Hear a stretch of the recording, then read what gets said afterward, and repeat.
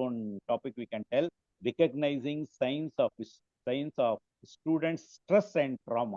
So many students which are in stress and in trauma, how we have to recognize and what are the tips we can give to them to come out of it. Now let us listen from Mr. Modi Mohammed Shafeeq sir. Yes. Assalamu alaikum warahmatullahi wabarakatuh. Walaikum. Very good morning to everyone. My camera is not visible, so kindly apologize. But I'll share my presentation. Is my presentation visible to everyone? Yes, sir. Yes. Oh. Yes. So today, we are going to have a discussion about recognizing students' signs of student stress and trauma. See, during the adolescence age, especially when the students attains puberty, whether it is a boy or a girl, they may come across various situations, and due to academic pressure or due to family pressure or due to any kind of other issues among peer groups, some students may feel stressful, and certain stress will be for temporarily basis, maybe that may last long for a day or two. But there are certain trauma due to certain major incidents and all. It will prolong forever. It will affect their life forever. So how to identify this kind of stress among students, and how to resolve it as a teacher, and how to support this kind of affected students. About this only we are going to see today. So first we need to understand what is the difference between stress and trauma, because these two are very different terminologies. These two may look like same, but they are not same. They are completely different. Okay. According to the definition of stress, so stress is nothing but it is a physical and emotional response to challenging situations. Okay. So, for example, if a student is preparing for public examination, definitely a child may face a lot of stress, especially the exam stress he may face. So he may be worried about how much mark he will be able to score in 10th standard or 12th standard. Okay. So these are all like temporary stress which a student has to face. And sometimes it may be like it will impact their physical health, or sometimes it will impact their emotional health. But whereas trauma refers to the emotional response after experiencing distressing events. So here, if a student experiences any kind of trauma, it will be like for a prolonged period of time, maybe for a period of 6 months or 1 year. Okay. Or it may affect him for lifetime as well. Especially the students who have been affected due to certain trauma, certain tragic incidents. These students only we need to take care of very, what you can say, very precisely.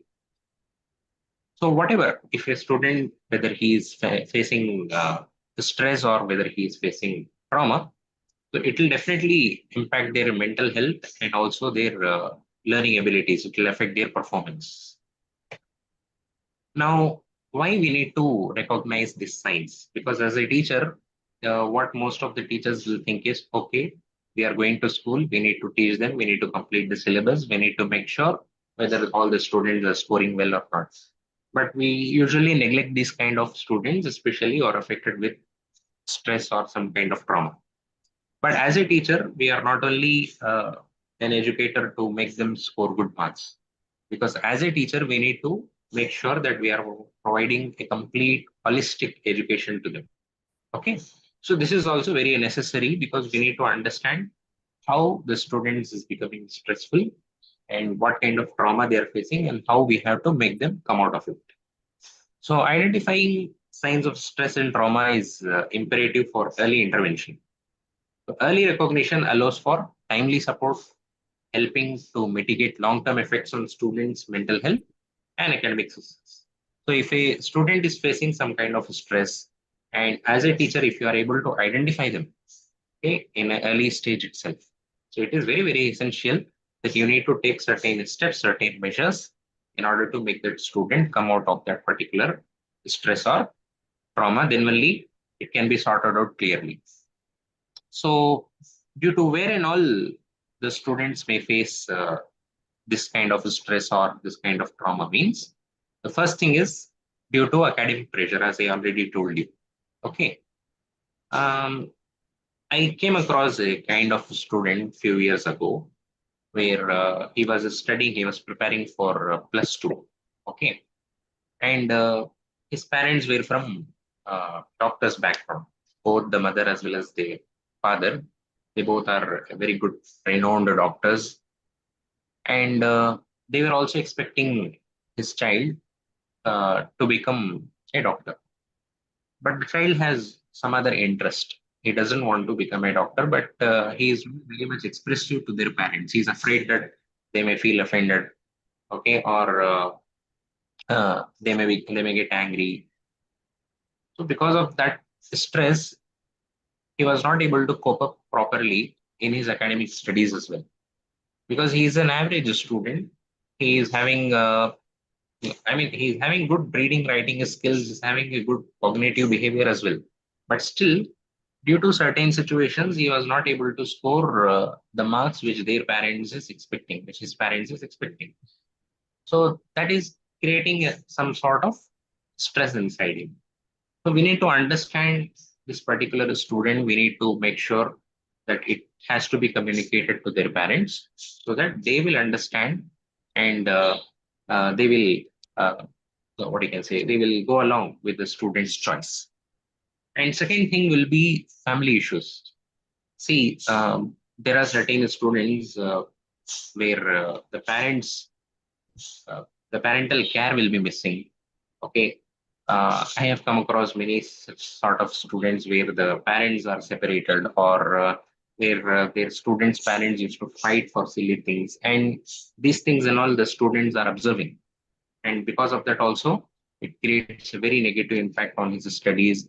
Not only that, it creates a very negative impact on his health, mental health, and certain times social challenges, especially for the students who are weak in the studies or if they are having some kind of disability. Okay, the other peer groups, the other friends, other classmates in his particular class, they may not accept him quickly. Because of that, also he may face some sort of stress because the other students may not socially combine with him easily, so he may feel lonely, and because of that reason also he may face a lot of stress and sometimes transitioning to new environments also. So if a student is studying in some school and suddenly his parents migrate to some other place and they get admission in some other school, so he may be missing his old friends. Okay, because as a human nature we used to get attached to certain environment, and suddenly if some other environment is changed, then to adapt to this particular new environment, it becomes a little bit difficult for them. Okay, so these are all some of the factors. Because of that, the stress gets developed among the students. So, as a teacher, we need to identify all these stress. We need to communicate with the student. Okay, why you are feeling stressful? Why your academic performance is becoming dull? Okay, so what you are thinking? What's on your mind? All these things we need to communicate with the student clearly, and we need to make sure that this stress has to be reduced in them. And impact of trauma on learning and behavior. So if the student is facing some kind of major trauma, so previously I was talking about only stress. So this is about trauma. If he is facing very severe trauma, how the learning and behavior gets affected. So trauma is very serious thing. It seriously affects the student's ability to concentrate, engage, and perform academically. So it can lead to behavioral issues, social withdrawal, and reduced participation in classroom activities. So trauma usually happens because of various reasons. Because of if a student has lost their parents, if he is in their guardian's home, and if their guardian is not taking care of him properly, such type of students are facing a lot of mental trouble, mental trauma. So because of that reason, he may his behavior, his learning abilities may get affected. I come across a student very recently where uh, his father is no more, and he has one more elder brother, and they both used to live along with their mother. So her mother is, I mean, his mother is also a working woman, and these two students also, okay, both the brothers, after completing the school, they go to some shop and they earn money. So they are doing like part-time job. Because of that reason, he is not getting enough time to prepare for these studies. So he has some sort of stress. He has some sort of problem that he has to earn something for their livelihood.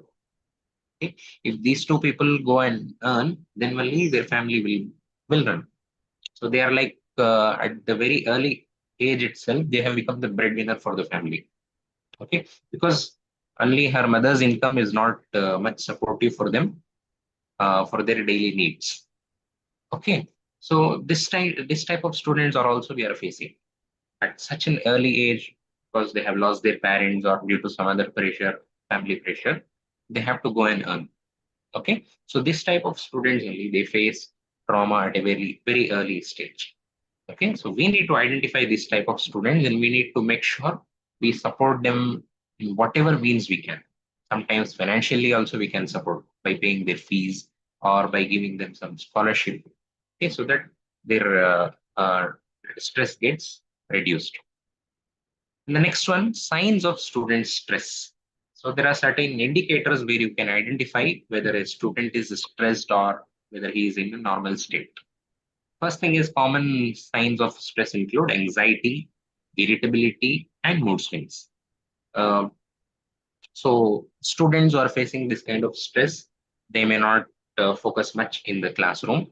They may become irritable very quickly. Even if we say something to them, they may not respond to us quickly. Okay, they may get angry. And especially when it is a girl child, they may also face a lot of irritable issues, mood swings, and all. So sometimes they also express the feeling of sadness or helplessness, or sometimes lack of motivation also. So if we identify this kind of indicators, we need to make sure that the student requires some help and we need to attend them immediately. And behavioral changes also you can see. So they may not interact with their peer groups. They may not interact with their teachers. They may not eat properly. Okay, and participation in classroom activities will be very low. And if we ask something, they may become very argumentative. They may start arguing with us. Okay, all these things if you notice in any one of the student, then definitely we need to help him. And due to stress, his physical health also will impact. Like for example, they may often get headaches, they may often get stomach aches, they may feel fatigue, or frequently they may become ill. So because of that reason, their immunity will also become low, and they fall sick very often. So if you identify this physical factors as well, you need to make sure you need to approach them. And academic performance issue, as I already told you, the students whoever whether they face stress or or trauma, whatever it is, their academic performance will become very low, and they may not be regular to the classes as well. Okay, especially as I told you, right, the students those who were working. Okay, so sometimes they may work till late night also, till 11 o'clock also they go for work, and sometimes they miss the school as well. Or even if they come to school also, they come to school very late. They reach the school at 9:30 or 10 o'clock in the morning. So all these things are there.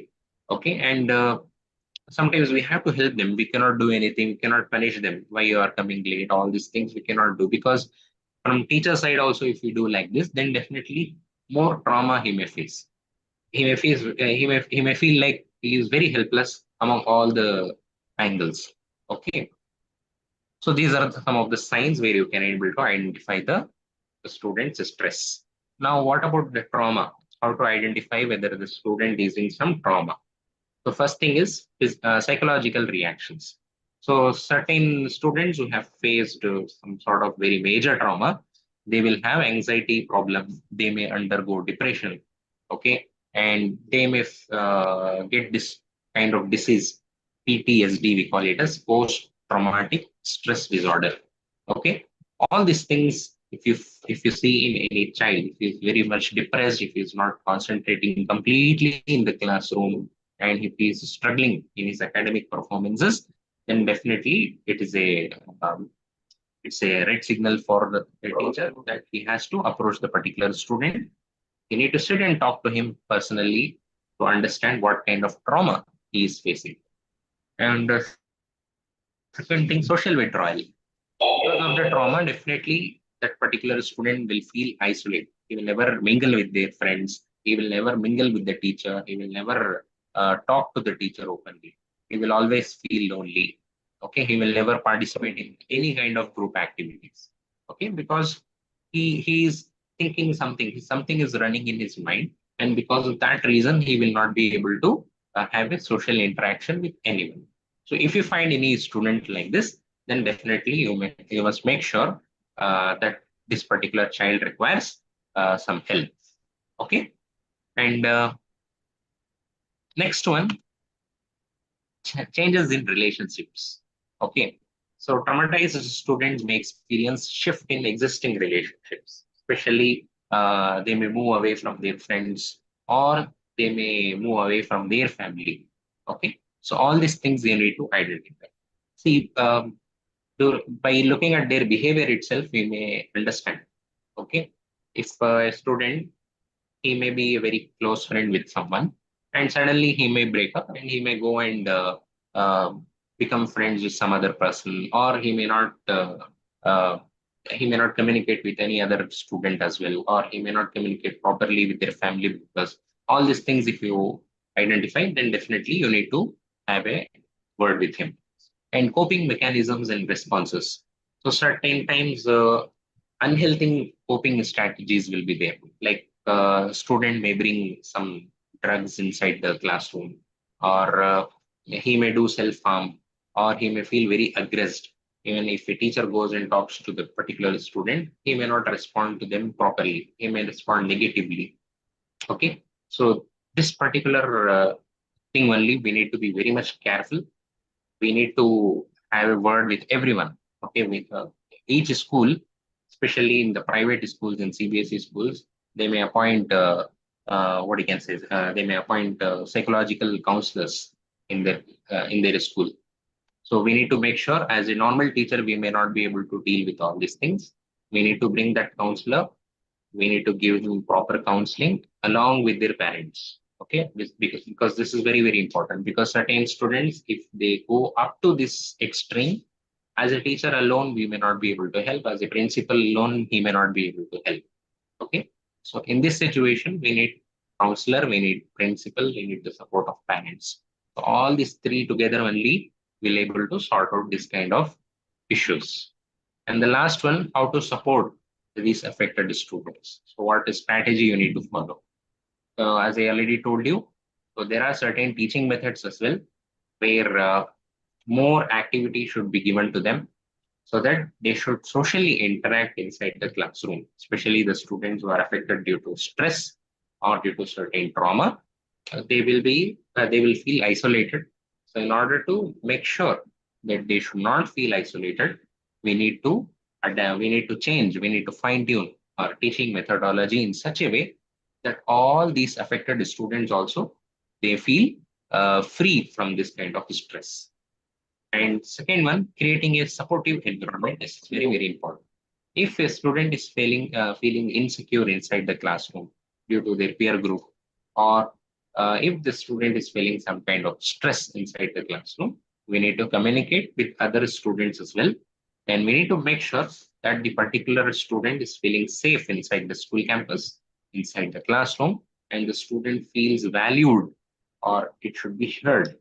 Okay, because certain times we neglect this type of student. If a student's academic performance is very low, okay, we never identify the what kind of stress he is going, and because of his academic performance we never listen to him. That particular student may try to communicate with the teacher. The particular student may try to take part in various activities which you conduct inside the classroom. But just because of his academic performance, certain teachers will judge them that he may not be able to do well. He may not be able to do well in the sports, or he may not be able to participate in some essay writing competition or speech competition and all. So that will again demotivate him. That will again make him more stressful. So we need to make sure that we should also make this kind of students, those who are isolated, we should also make these students very active by making them participate in all kind of competitions. And resources for students and families. As I already told you, we need to have an access to mental health resources because certain students who go to extreme traumatized situation, we need to make sure that psychological counselor is available inside the classroom, inside the school. A proper counseling is given to them. We should also encourage by bringing their family members. Okay, so often we need to conduct counseling program with their parents as well. Okay, we need to talk to them. We need to, as a teacher, we need to call them to the campus and we need to tell the issues, what are all the issues their child is facing. And then only from all the three sides, if you work together only, can able to cope out of this stress. And then importance of communication and counseling. This is very, very important. So communications is very essential from student side, from teacher's side, and from family. All three ways, if the communication is proper with the student, if we make them sit and we interact with him properly, then definitely we can come out of this stress and trauma related issues. Um, with this, I conclude my presentation. I'm very much thankful to Umiyat and as well as Salim sir for giving me this opportunity. If any teacher is having any doubt in this particular topic, you can feel free to ask and or they can message me in the chat box as well.